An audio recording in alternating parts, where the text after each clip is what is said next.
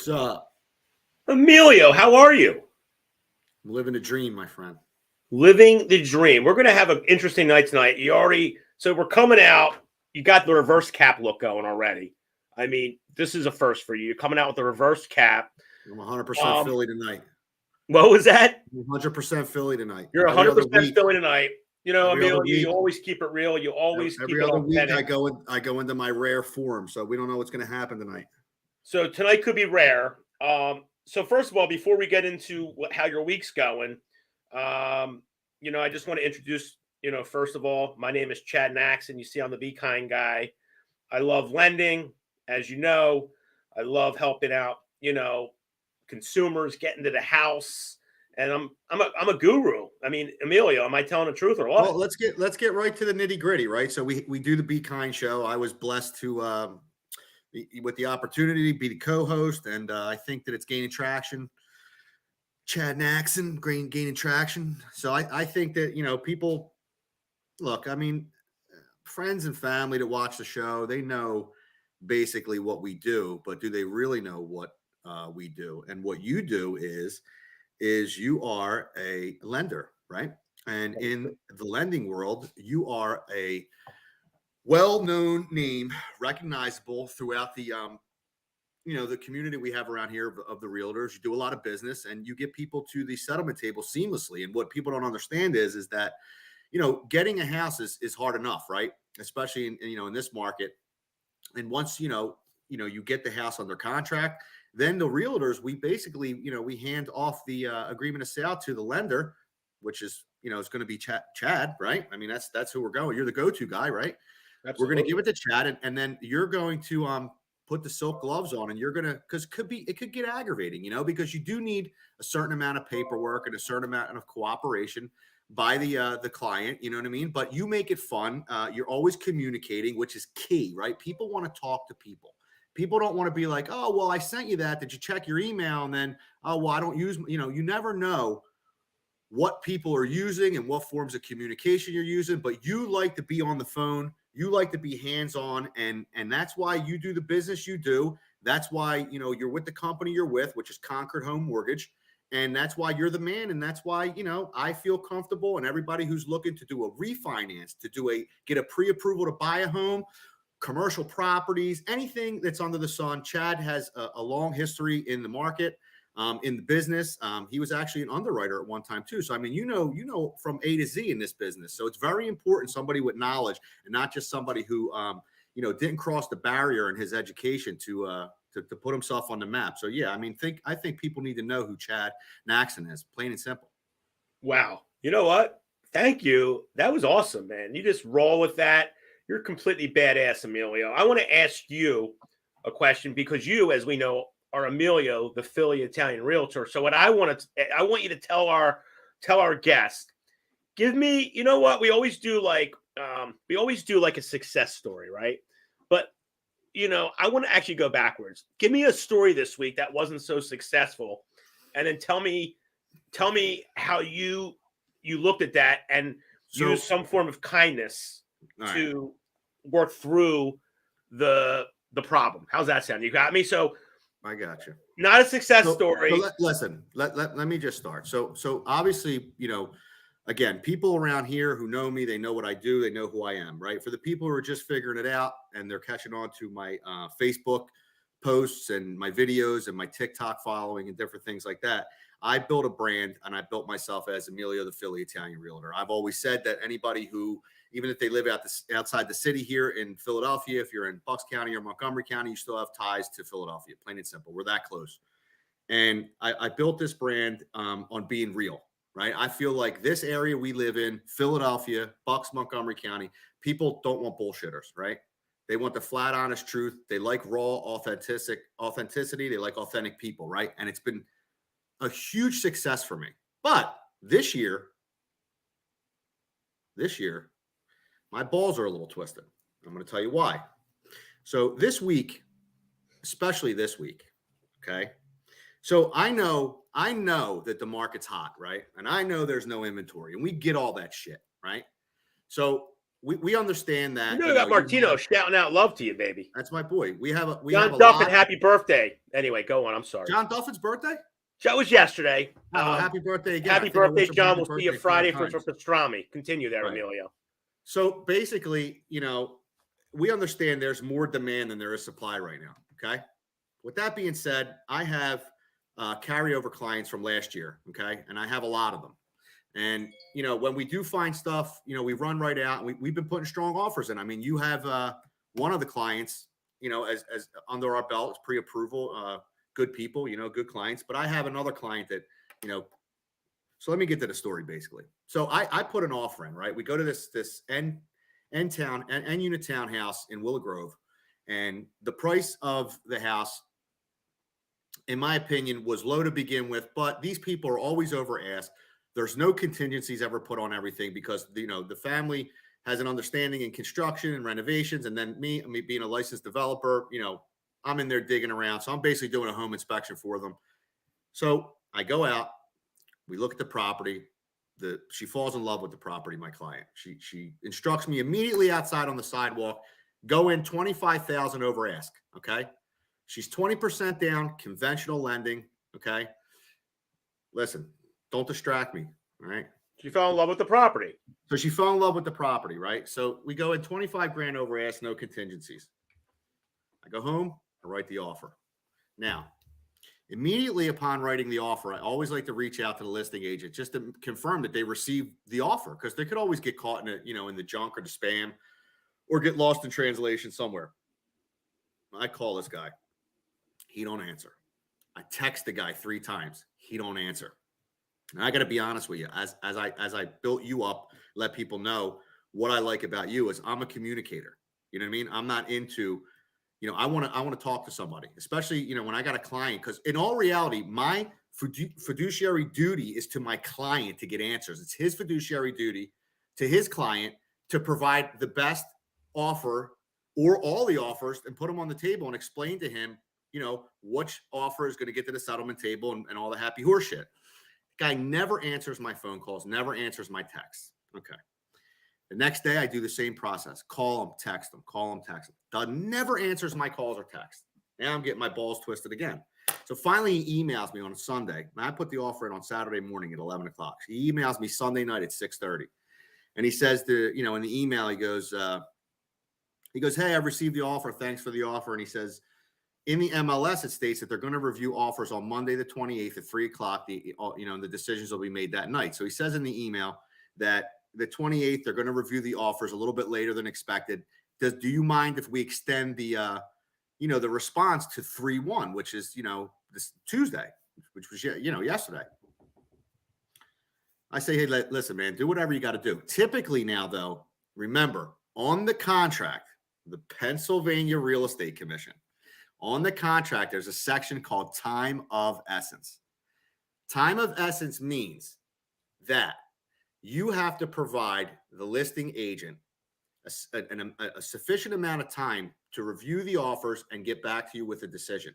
He also is obligated, if he receives the offer, to abide by the ethics of the Pennsylvania Real Estate Board and the contractual duty to call every offer and every person who put an agreement of sale in, call them back and inform them of the decision, win, lose, or draw. Correct? You follow me? I'm with you. All right. Now, Monday, my client's father calls me, who I'm doing a huge deal with. They own a church, okay?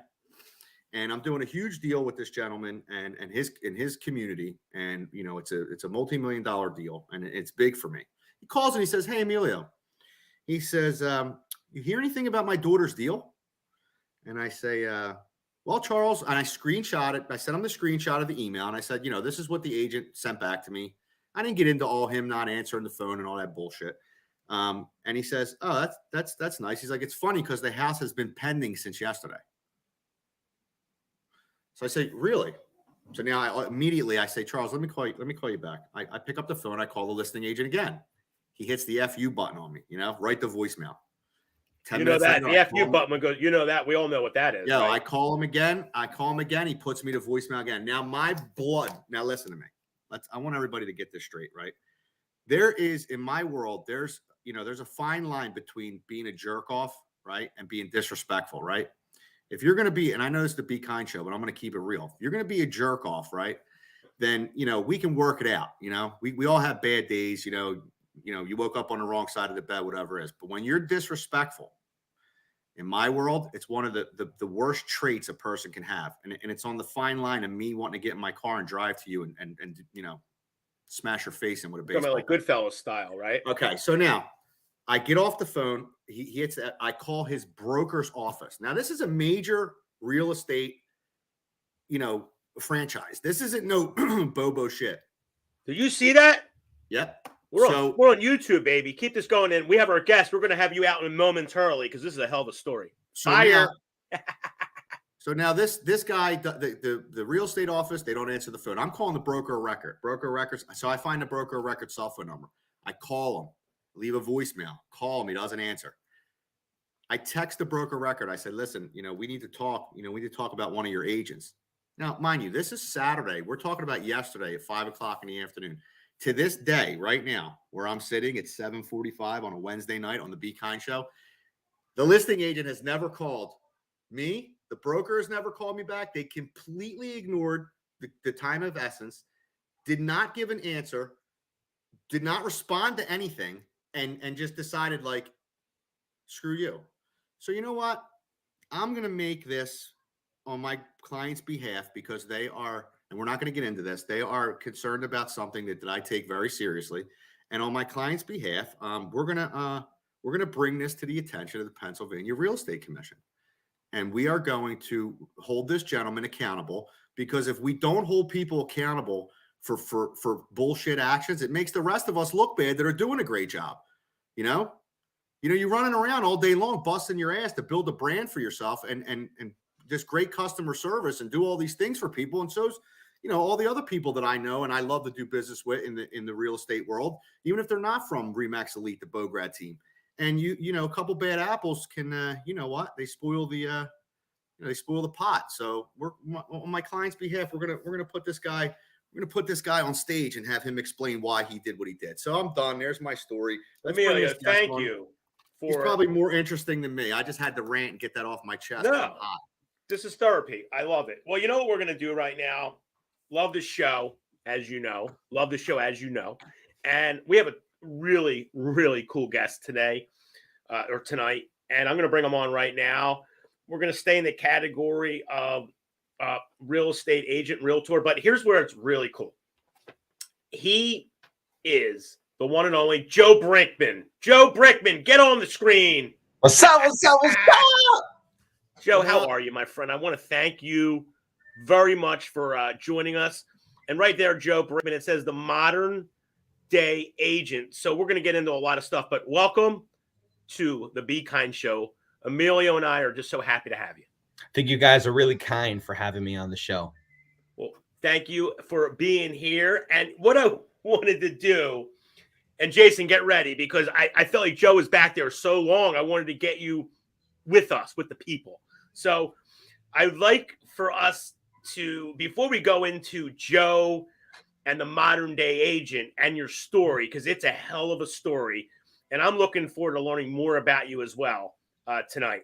And so are our guests and our viewers. So before we get into that, Jason, I want you to bring up a video that I found on YouTube. Okay. Yes. Emilio, the Philly Italian realtor. I don't know how this one was missed by me, but last week I found this video and I would like for Jason to bring it up. And I want Joe to watch, myself and Emilio watch this. And please tell us what the hell happened here.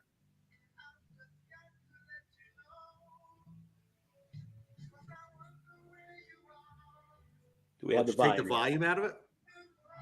Hey, Jay, we got volume, my friend? Because it's self-explanatory in the video. Hold on, I'm gonna make sure I get the volume on. There you go. This is, we do it live here, so anything goes. You know what I mean? We just work right through it. So while we're waiting to bring up that video, Pictures, bro. right? It's a really funny one. The viewers will never believe me because that was a real what's this called? It was an epic shit show. We're gonna Jason, if you can pull that back up, great. If not, what we're gonna do, Joe, welcome to the show, and I'm gonna get right into it. Let's go. I see right there, Joe Brikman, the modern day agent. What the heck does that mean? Because that's one of the coolest brands I've ever seen. I want you to just get right into what does that mean, Joe Brikman, the modern day agent. Tell our viewers how you came up with that, and let's get a little background. Yeah, man, for sure. So normally I got like this branded shirt. It's got my logo on it right over here. And then on the back of it's got my logo and has my number in big. And it says, who's your agent, right? And the idea that I basically came together to put this together was way back like election day in 2020. I was sitting around, not really sitting around, but I was around watching everything that was going on here in the real estate market. And I myself was looking to buy my first investment property. And there was kind of like what Emilio was talking about. You have so much of this bullshit that's going on in the real estate market that really people at a certain point don't even know where to go or what to sift through or how to put things together. And, if Emilio is going to bring up that image of me on that front page of the magazine that I was featured on, top broker in Florida, one of the big things that was to me in the last 15 months, right? It wasn't necessarily focusing on being great in terms of myself, but it was focusing on providing a phenomenal, great service to my clients and putting everything out there in order to be able to, really provide that top notch where when someone is relying on me to lock down a house for them, I can actually go and do it. I closed almost 30 transactions last year, my first year in the business. And with that, I would say maybe 23 of them were in multiple offers.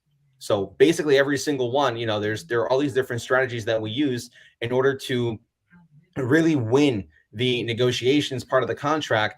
And if you look at my track record, you'll see that most of my deals were actually closed under the list price. There's a skill to that. There's something about putting that together. And in today's modern real estate market, it's extremely important to come at both on the buyer end and on the seller end in a modern approach where you understand what's going on, you understand the time is of essence, you understand, what it will take in order to be able to lock down the property that you want. And there's ways to go about that. So I've been really perfecting and figuring out different ways into, how to get out there and how to do that. For every one deal that I was able to close, I probably submitted 3 or 4 other offers and other properties, right? And with each one of those and with the feedback that I got, I'm very open to learning. And which is kind of how we came and we crossed paths, with the Legion of Loan Officers, being involved in that and everything that, we have committed to getting ourselves and making ourselves better. And I realized that what better way is there to come out and to show up for people in real estate than to do things in a modern day way. So we match the vibe of what's going on in the market. My team and myself, we're on top of everything. We got tons of different requests and stuff every single day from people to go and see houses. Properties come on the market and they go under contract within a couple of hours. So it's really important to have, I myself, obviously I'd love to copy myself, but they don't have that technology yet. Maybe in the virtual world, they'll create that technology and then I'll be able to do that. But until then, I've been able to train other people here in my office to really do things the way I do and to follow through the same way that I follow through and to never make promises and commitments that we can't keep to. And, never, ever to ghost people on our listings. If someone sends us an offer, every single offer that comes through always gets a response. We always try at the end of the day to negotiate highest and best because we're trying to work at the best possible terms for our sellers, but at the same time, also trying to keep in mind, who our buyers are and what they're up against and, really try to make it work for everybody. So that's kind of how we play this out over here. And that's how I created the brand. Originally I was the modern day realtor. Some sorry ass salty motherfucker reported me. So, I lost that. and I had to switch out from the modern day realtor to the modern day agent. And here we are. We built out this agency really to represent clients. We're about to roll out modern day management. Put almost 120 units under contract on multifamily in the last 60 days. So, really trying to help our investors come out here and grow. And at the same time, understanding what it's like from an investing end, being an investor myself, also helps me really show up for buyers because, in buying property myself and going through those moves myself, I'm not just one of those people who's trying to close a deal. I'm really trying to make people's dreams come true. Who does he So sound thank like, you for Chad? answering Does that. he- I does just he want sound- to I want to kind of go backwards here because I know where are you from? Explain to our viewers where you grew up and then explain what market you're in right now, specifically with real estate. All right. Sure. So I'm born and raised in Brooklyn, New York, in Crown Heights. I know that Jason's from Brooklyn as well. So, we had some nice conversation over there before we hopped on here live. Born and raised there. When I was 18, I booked a one-way ticket from the school that I was in Montreal to Florida.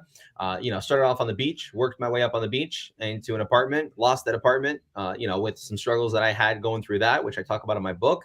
And then from there, moved around to 7 different industries until I ended up in real estate. So taking all of the different experience that I have in sales and negotiation, that's a lot of what I did. I did product manufacturing, online sales, wholesaling, all that type of stuff. I sold meat off the back of a truck for a little bit. So all these different type of sales positions that I've been in have really taught me that all you got to do is you got to keep learning. You got to keep getting better. You got to keep pushing yourself to challenge the limits and to challenge the limits that other people put on yourself. So ever since going through that, I really felt and realized that in today's day and age, there are so many people who talk but don't walk. So I started off walking, and now we're running, and now we're sharing. Because I am a very big believer of the learn and do, and only then can you teach. Unfortunately, in today's day and age, most people who are coaches who sell different programs and stuff, they've never actually done half the shit that they recommend other people doing. So I'm one of those. Joe, real quick, I have to say something here real quick because you were just explaining you have a book, right? I do. What is the name of your book? So the book, I have 3 books. I published the book called Fixing Broken. It's the ultimate guide to thriving in the face of adversity. I split it up into 4 parts, and each part of the book takes you through a journey of self-development. The first part talks about, there we go. The first part talks about really just like fixing out your mindset and figuring out how to align that. The second part talks about growing and figuring out ways to overcome challenges of potential people who are in your life right now that will not support your journey. And then the third part talks about money, because obviously no one ever learned about money in school. They taught us all the other things that are really useless in today's day and age. But when it comes to talking about money and credit and that type of stuff, no one talks about that. And the fourth part is bringing it all together, talking about different struggles that I had, different poems that I wrote, different affirmations that I use on a daily basis, as well as my schedule that people see. We're up every morning. I actually brought it up an hour. So it used to be up at 4. Now we're up at 3:30. Fluctuates 3:30. We're out there in the office by 6 a.m. Leave the office between 9 and 9:30 p.m. every day. And when people ask me how I do it, or people say, "Hey, dude, we haven't seen you out and about," I'm like, "Yeah, dude, I'm working." Like that's the difference. People say they haven't seen me at the club, and I'm like, "Yo, I haven't seen you at the bank." It's a very big different shift in perspective over here, where the focus is growth, and we're not letting off the pedal anytime soon. So that's awesome. So people can get that book on Amazon, right?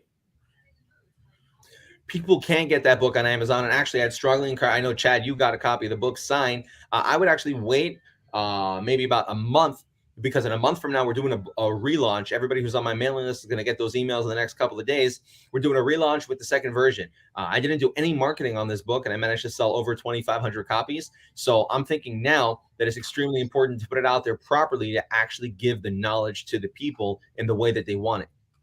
So and the book's going to have some more information added to it. It's going to be added. It's going to be a little updated, as well as there's going to be an audio book. So, anybody who wants to listen to it instead of read it can do that as well. And there's also going to be a PDF downloadable version, which you'll have access to as well. Right now, it's available on Kindle for free, actually. And the reason I wanted to do that was I wanted to give the people who, potentially aren't in a position to shell out $25 for a book to still have access to it, because I firmly believe that everybody who is struggling and everybody who's looking for a shift in mindset can gain from this book.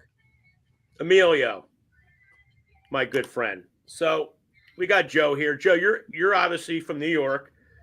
I don't know if you're in the Miami market, right? Mm-hmm. So what made you just go Miami? And then Emilio, I want you to follow up with a question after he answers this one. So, Joe, tell me what made you pick Miami, because you had, you just something had to make you go there. So, what's that? What was the reason?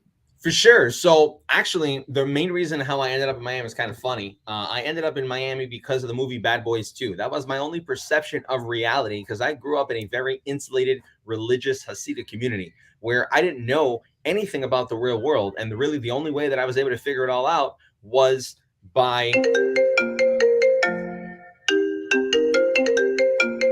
really, the only way I was able to figure it out, I thought I put on Do Not Disturb, but we just put on Do Not Disturb again. I'm getting phone calls and stuff. But with that, I flew down here and I booked that one-way ticket from Montreal. And I was like, hey, you know what? Guns, drugs, and women. What else can you ask for, right? Long story short, I ended up on the beach and, working my way through it and then moving into different states. I was in Ohio for a little bit. I was in Texas. I was in Pennsylvania. I didn't know you then. I was in Kentucky. All these other places that I was around, I really didn't know anybody. And once I finished the Army, I decided, you know what? Miami's the spot because I love sun. I love the beach. I love beautiful women and I love a good life. So being able to come out here and do that and really create dreams for other people here seemed like a no-brainer. When I moved down here, I was doing commercial finance and the company that I was working for was actually here. So I had moved down here in order to help them grow. Then at a certain point, I realized, you know what? The real estate market really, really needs me. So I went out there and on election day, I said I didn't really care who was winning the election, but I was going to win. And I went out there, passed my exam in the first try and hit the ground running. Got my first contract within 10 days. And it's really been history from there. Emilio, what's up? Take us in a direction here. Well, how long you been in Miami? I've been in Miami since 2015, touch and go.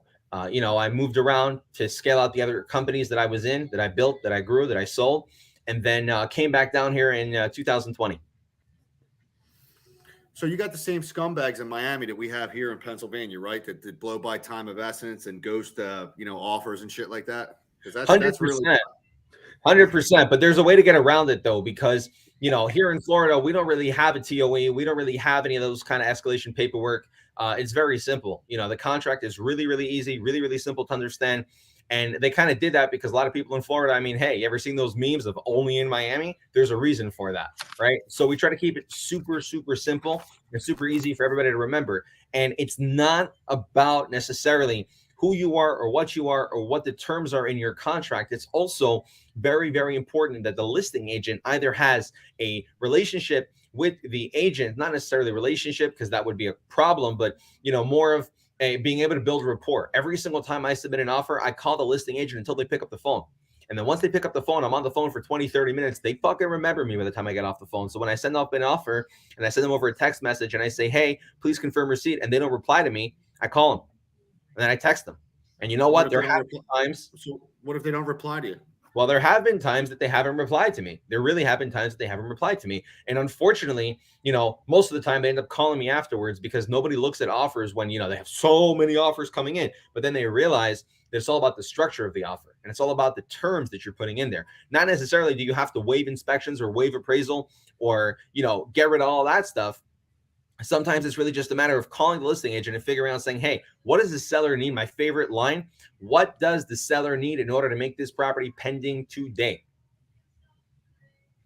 Now, sometimes people don't answer that because they say, oh, I'm violating my fiduciary duty and I'm not, really giving it. But at the end of the day, I explain to them and I say, no, by you telling me what the seller needs guarantees that you're going to get an offer exactly what the seller wants, because I'm sitting here right now writing up the contract.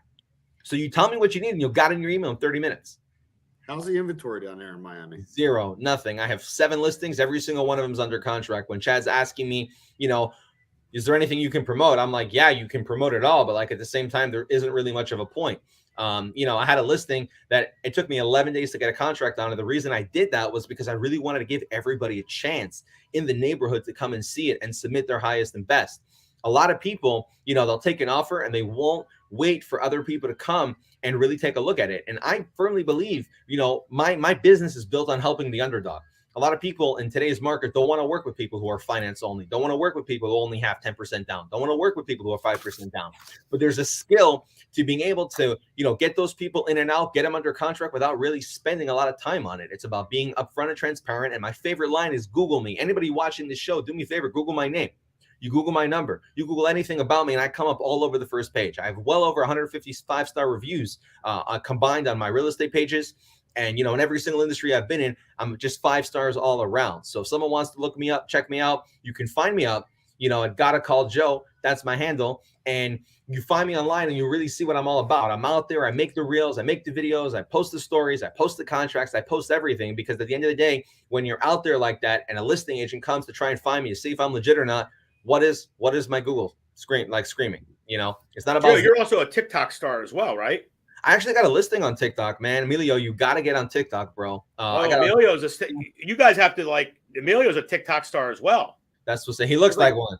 He's got Emilio, Emilio, they talk to Emilio for consultation on what to do. I mean, Emilio's real. Emilio, you a TikTok fan? I love TikTok. It's better than Facebook. He's teaching me. I got to learn. Even though his 9-year-old son's going to give me a lesson. Even though Facebook is Facebook's just weird. Even though I got to switch a lot of the followers that you build over the years on Facebook for your pages and different things like that for your content. It's hard to get them to go to TikTok because they feel it's like for little kids and shit, but they don't understand it's the new way of the world right now. Even though there's a big investigation into TikTok right now that I just watched on my my screening channel for my day trading. So it's a new investigation into TikTok. So we'll see how that goes. Well, I'll tell you this, man. Honestly, it's not about the platform that you on. It's really about being consistent. No matter where you're going to put yourself out there, you got to do it consistently, because the whole idea over here is people want to see you. People want to see that you are who you say you are. And the only way to really do that is to continuously put yourself in front of them in different positions, showing them, hey, man, I'm still here. On Facebook, for me personally. Yeah, go ahead. So hear me out, Joe, right? So that's my shit up here, right? That's what I do, right? I do funny videos. I do rate it or hate it. I go to listing appointments and buyer's agent appointments, and I put it all on the documents. I make them do little things for rate it or hate it, and I'm in people's faces all day long, right? So I have like this little cult following up here. I'm on a powerful team up here. There's about 8 of us. It's called the Boom Team. It's the Bograd team, and I put it out there because we're in the digital world right now, mailing out flyers and shit and being in church bulletins. That's not going to cut it anymore in this day and age that we work at. And people like authentic people. They especially now. Look, I don't know how Miami is.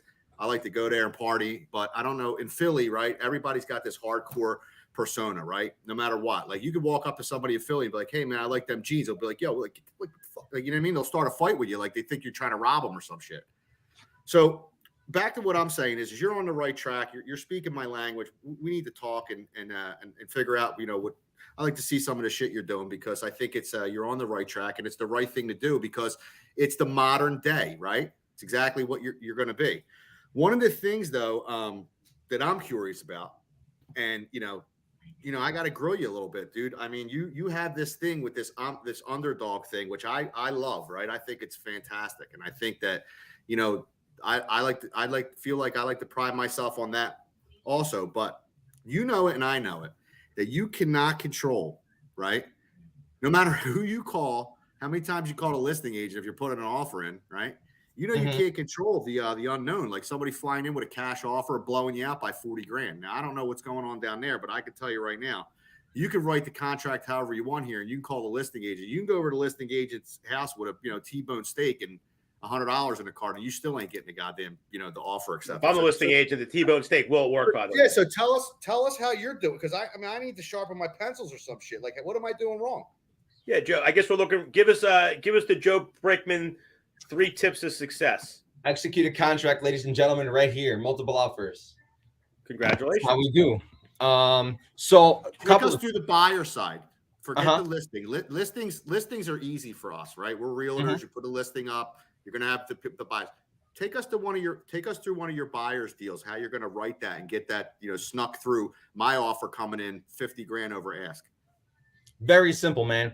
Well, first of all, one thing that everyone's got to realize is that in as much as, it becomes a bidding war, right?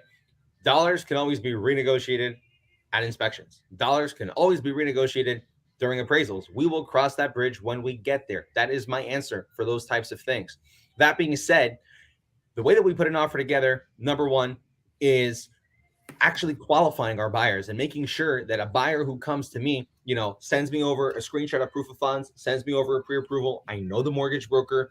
I know that the people are able actually to deliver and to close. Then what we do is we go out to a showing. And even before the showing, if the client tells me that they like the property, they'd be interested pending certain things, they would go ahead and I would already call the listing agent and say, hey, man, do me a favor. What's the soonest I can go see it? I know on the MLS it says I can only go see it on Friday, first showing. But, like I'd be happy to send you over an offer before we even go see it if that's cool.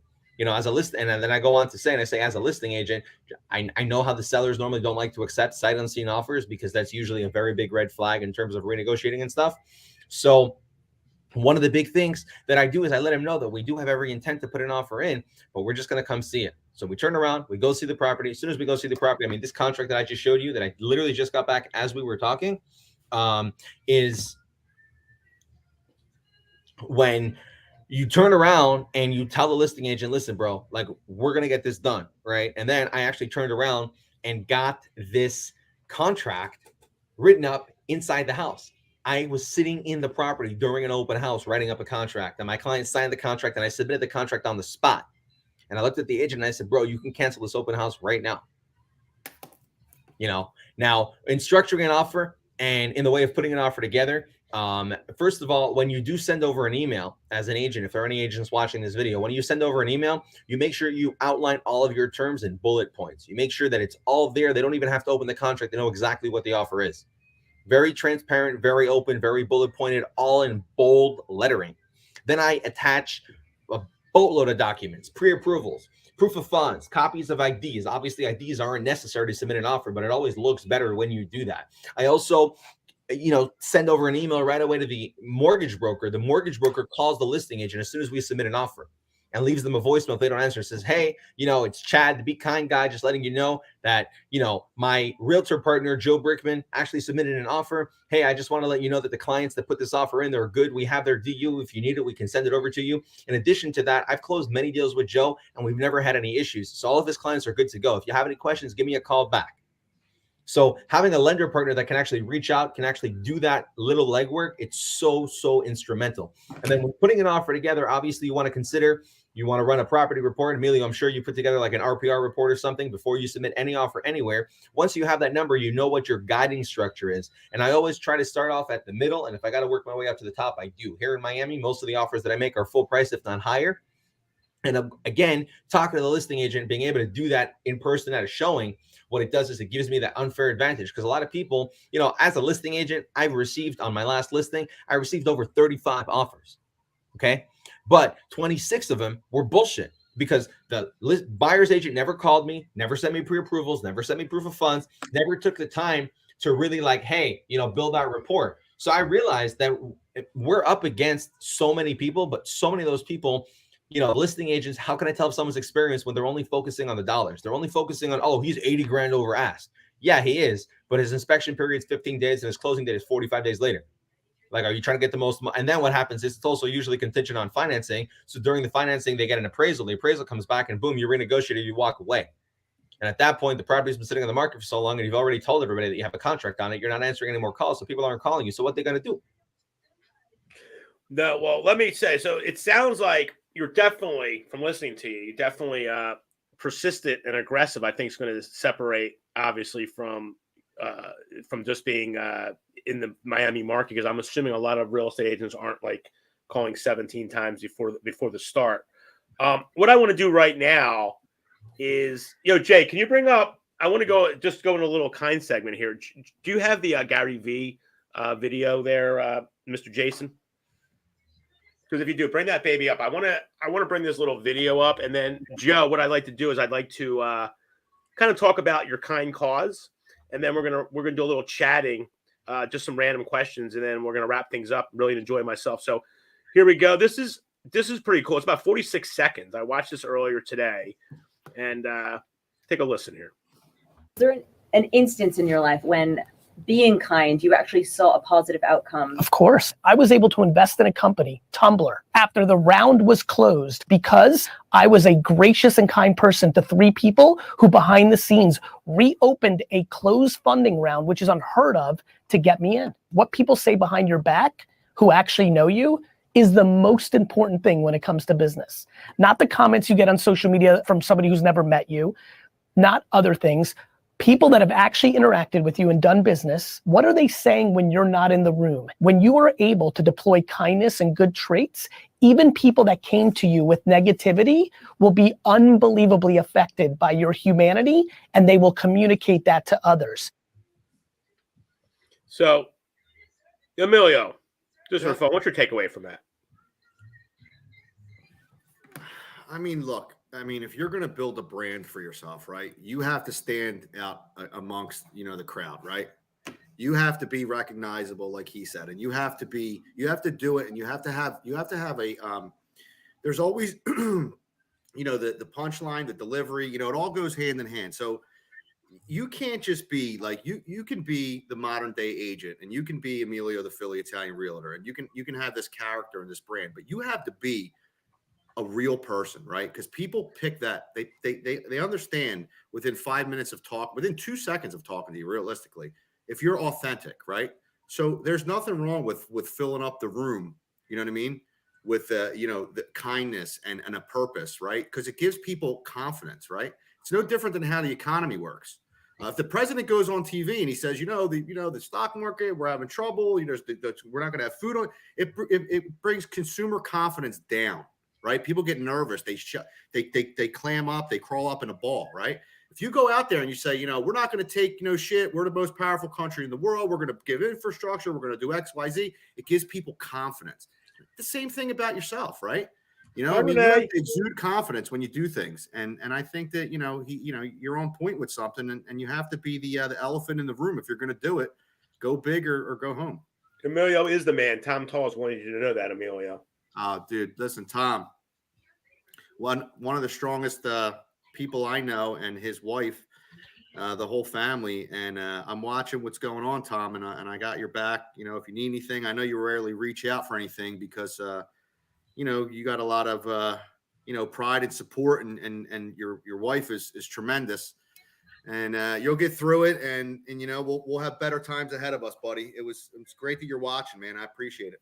Thank you, Tom. And Renee, we love your undying support as well.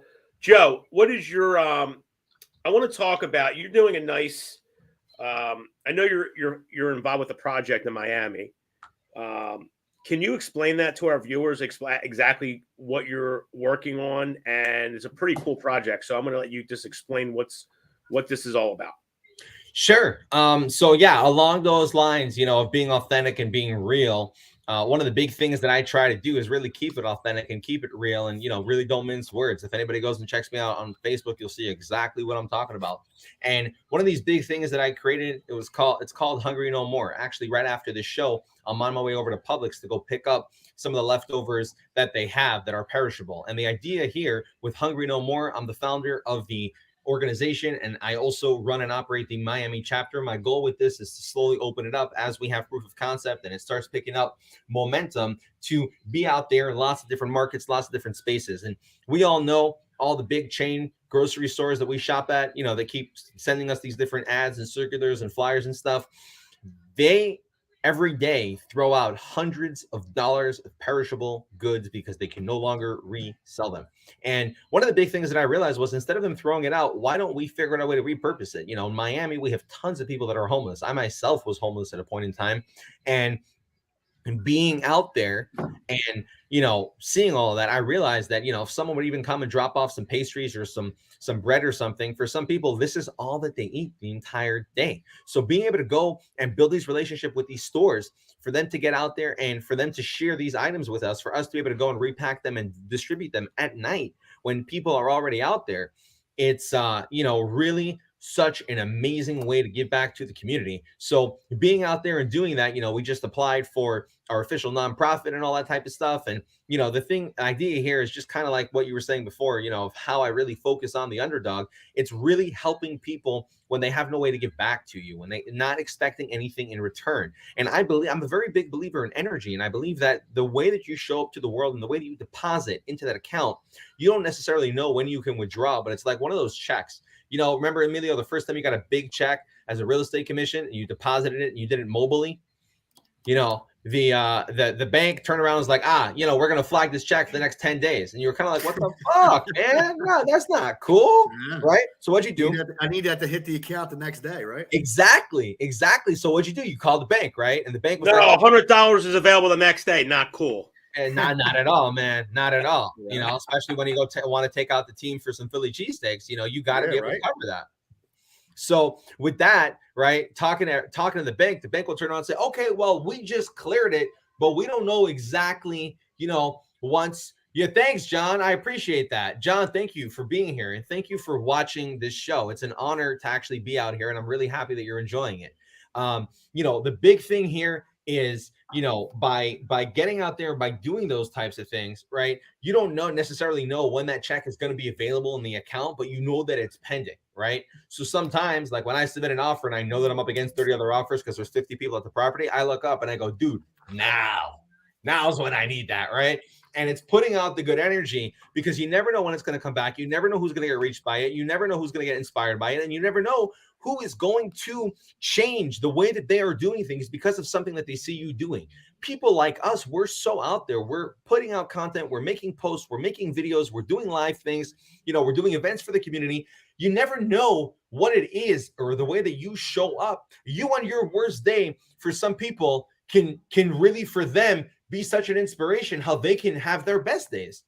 So it's important that no matter what you do, you're always authentic with it, which is why I really love this show, because when you come out there and you're not scared to put it out there, then you never know when it's going to come back and hit you.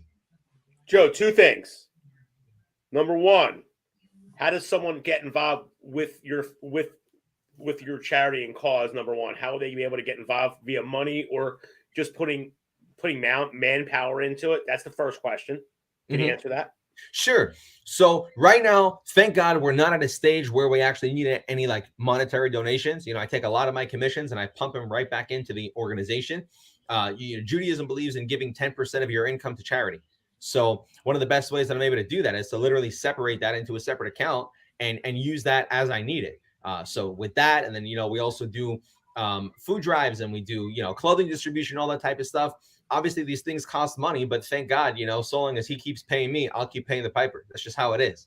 The way you can get in touch with me is you can look me up, literally Google my name, Joe Brikman, and all of my contact information will come up right there in the first page of Google. And you can shoot me over a text message, and I'd be happy to send you over a copy of the letter that I use to send to different supermarkets to get them to want to work with me. Most of the supermarkets have already been poached by churches and other religious organizations because they've already built that up. But if you're able to send this letter and you're able to physically go there and talk to the manager, most of the time, they would actually be more inclined to work with you because you're somebody who lives there, who shops there. A lot of these churches, it goes to a central food bank and nobody really talks about this. But by the time most of the food gets given out on Saturday, half of it is bad. And half of it is not, even the churches, they throw it out. So being able to go and do it on the spot the same day, they know that I'm coming there at 10 o'clock. I'm going there to pick it up. By 10:45, it's already in someone's hands. By 11 o'clock, they're already done eating it. And by 12 o'clock, they're already doing what we spoke about the way you started your day this morning. Well, Joe, no, thanks for explaining that. And what's this is a rant, and Amelia, you might even know this. I don't know. This is random, but I just went to the bakery, right? Like the other day, I guess over the weekend, right when they're ready to close, you go in there and they have all this stuff in, on display, and they're closing in like 2 minutes. And, I ended up buying something, and I said to the person, what do you do with all this food? And they're like, yeah, we donate it sometimes. And part of me is just like, where is all that food going? And it's kind of, because I'm thinking they can't really bring it and serve it the next day. So I can't imagine all the food waste. Amelia, like bakery, isn't that crazy? Yeah, it's great. Now listen, pay attention. Yep. One of my experiences that really bothered me is when I had the restaurant in Margate, and we were real busy on a 4th of July weekend, like extremely busy, and we were running out of I would say ground meat, right? So I ran to BJ's, okay, and there was the butcher there was putting out packs of ground meat, and he was loading up and taking away brand new packs of ground meat. And I was like, what are you doing with those? And he was like, well, they expire in an hour. Like, what do you mean they expire an hour? So when they put the sticker out from the time they go on the floor. I guess they have a day or two shelf life, 3 days, whatever it is, to the store, I guess, from the FDA or what weights and measures, whoever oversees, how long this meat can stay out there. But the meat, there's nothing wrong with the meat. I'm like, don't you freeze it? He's like, no, we throw it out. And I was like, well, can't you donate it or give it to somebody? Or he goes, well, then it's a liability if somebody gets sick. It was the biggest crock of shit I've ever heard of in my life. Like this, there is nothing wrong with this food. Just like you said with the bakery, right? What do you mean we donate it sometimes? You should be in touch with your local homeless shelter, your food banks, whoever it is. And if you can't sell your shit in this country, you should have people lined up out in front of your door. You should be giving it away. So his cause is a legit, like we had some really good causes on this show lately, or some stuff, like I said, and I started it off myself with not, we can do American this and that society and this society, but these kind of causes, there's nobody in this country, nobody in this world should be hungry. Dude, like people are starving. Like you should not be hungry in this country. Give me a break. Joe, I love your cause. Good cause, Joe. Let's say, Miami, and we can hit this like city by city, town by town, county by county. I mean, it's a really cool cause. Joe, thank you for sharing that. The best part about it is that he donates his time to it and his money. Like, you know what I mean? Like you'd be surprised. Look, dude, anybody can, write a check or make a donation, right? And hide behind, the actual chore of going out and donating your time. But there's gratification that comes along with that, man. It's like addiction. It's like an addiction. Like once you start doing it and you get this feeling that comes over you that it's like addictive. Like you want to keep going out and helping people and different things. And that's what I think people gotta, in this world that we live in right now, they gotta try, donate their time and do a little,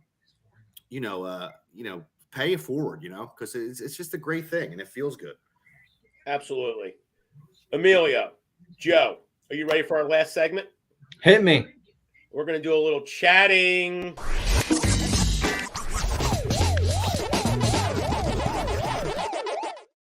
All right. Tonight, we're going to do it a little different.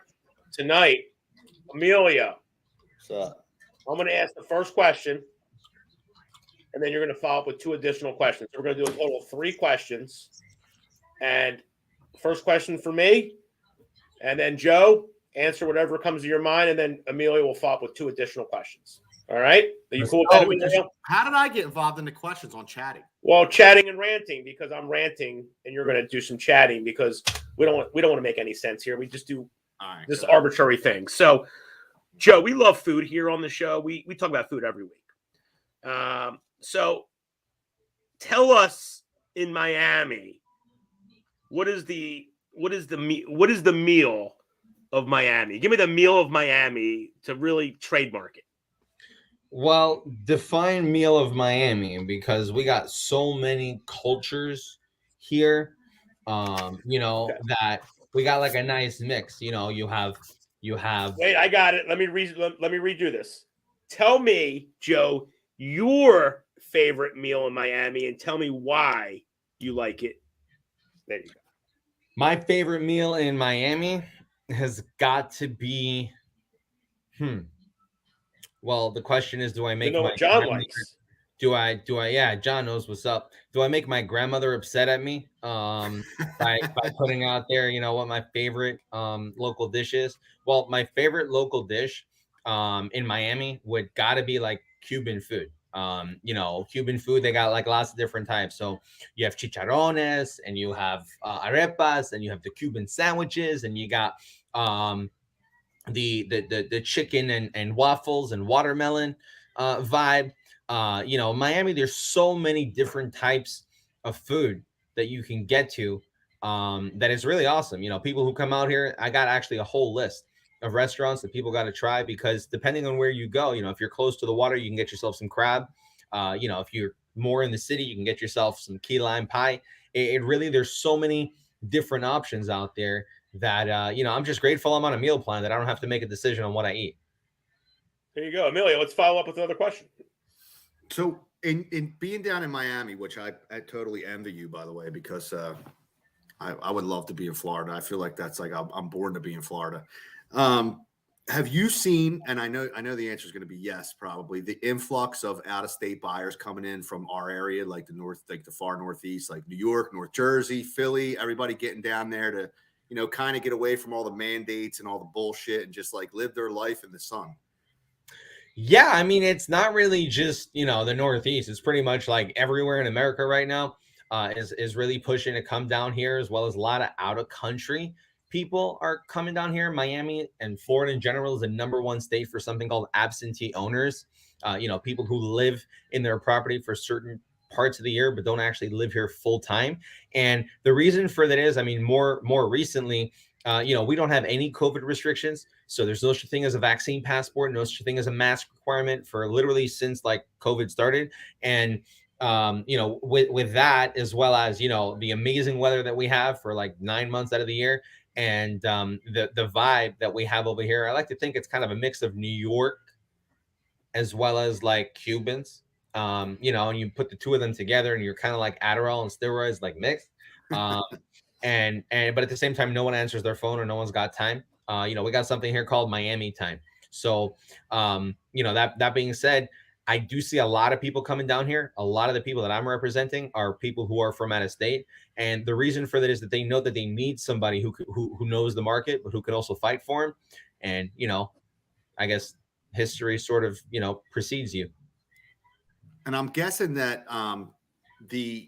any new construction down there right now has to be geared with the big investors toward like these big condominium complexes, right? I mean, there can't be that much vacant land around to build unless it's a monster house. You know what I mean? A 4, 5, 6, 7, $10 million house. You're going to need a spacious condo, right? 2,000, 3,000, 4,000 square feet. If you had 2,000-3,000 square feet condos available for sale right now, then yeah, the answer is 100% yes. But you know what? The reality of it is that a 2,000 square foot condo on the water right now is well over $2 million. So that being said, from an investor standpoint, I work with quite a few investors. We have 180 doors almost combined under contract. And what we put together essentially is we're trying to find these little areas that are going through like a regentrification, an area where it used to be very high crime, very filled with dangerous things. And what we do is we bring in a little bit of a higher end clientele. We'll buy the building, we'll renovate the building, we'll clean it up, we'll make it a lot nicer, we'll make it feel a little more secure. And we'll strategically buy in areas that are close to highways, but at the same time are still in communities, close to parks, close to public schools, things like that. And then from the buyer end, like the end buyer, the end user, I'm really, really knowledgeable from just about 15 miles every single direction of where I live. I live in Bell Harbor.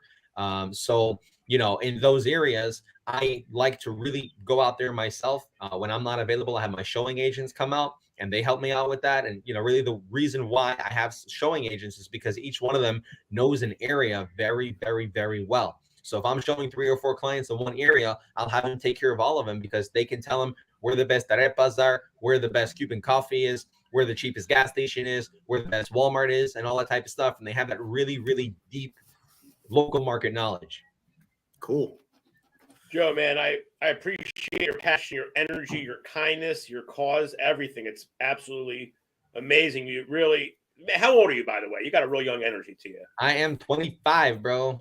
25 years old. Talk about the hustle. I hear hustle. Dude, you don't even have hair on your balls yet, dude. What was that, Emilio? He don't have hair on his balls yet. I wish I was 25 again. Joe might feel differently, but that's another story. Yeah, 25, man. God bless. This is what we're going to do. All right. So, Joe, we're going to ask you to leave your kind message right now. And then after that, we're going to bring up just a funny video just to kind of take this out with a little humor. So, Joe, do you have a kind message that you want to just leave for the viewers? Because you dropped a lot of great nuggets here today.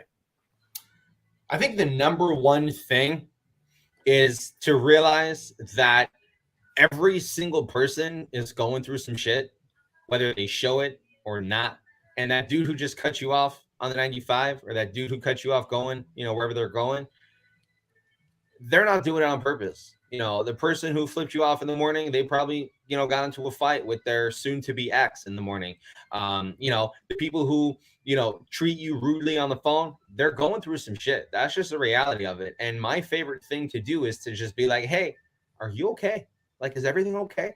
You know, just taking the time to ask somebody how their day is going. You know, it's not just, hey, Emilio, I sent you an offer. Did you get the offer? It's like, hey, Emilio, how's your day going? Is everything good?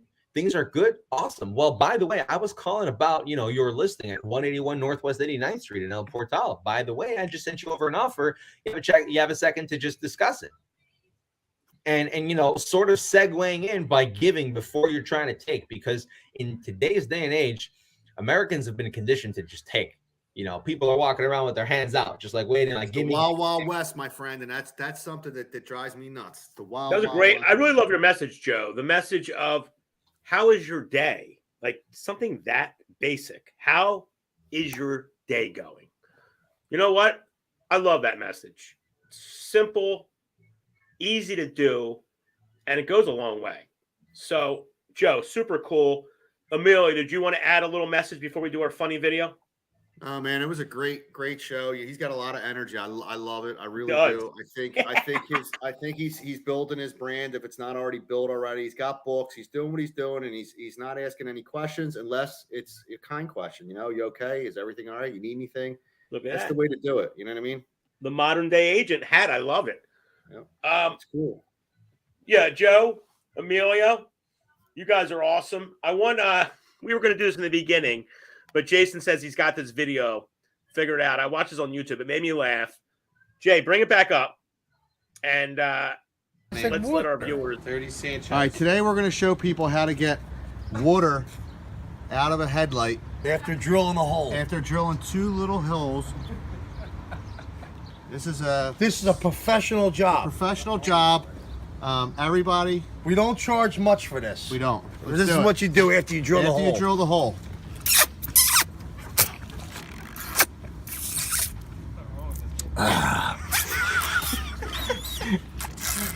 Get it. You're almost there. He's good, probably Almost blow there. a tire.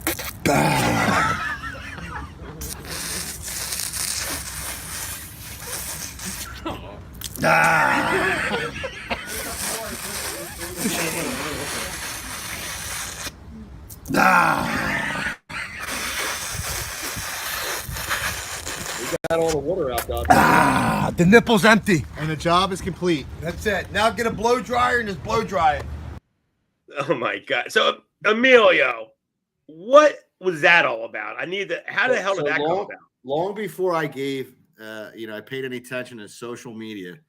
My family, as you know, we own car dealerships and stuff like that. And that's my best friend, Marty. We had some water. It was a tail light, actually, right? Hi, So Lisa. we had some water in there, and I was going to get brand new tail lights for it and replace them. But he's like, no, you got to drill a little hole over here. He started sucking the water out. So I started recording it. And I actually put it on YouTube, and I forgot about it. It's like 5 years old, and somehow you found it. I came and went, and I forgot about it. But then I realized it was on Facebook. Christ, like 4 or 5 years ago, and it got like 2,000 views without like me having like 20 friends on there at the time. You know, I wasn't really big into social media at the time, and now, I wish I would have had it now. You know, if I repost it, I'll probably get 5,000-6,000 views.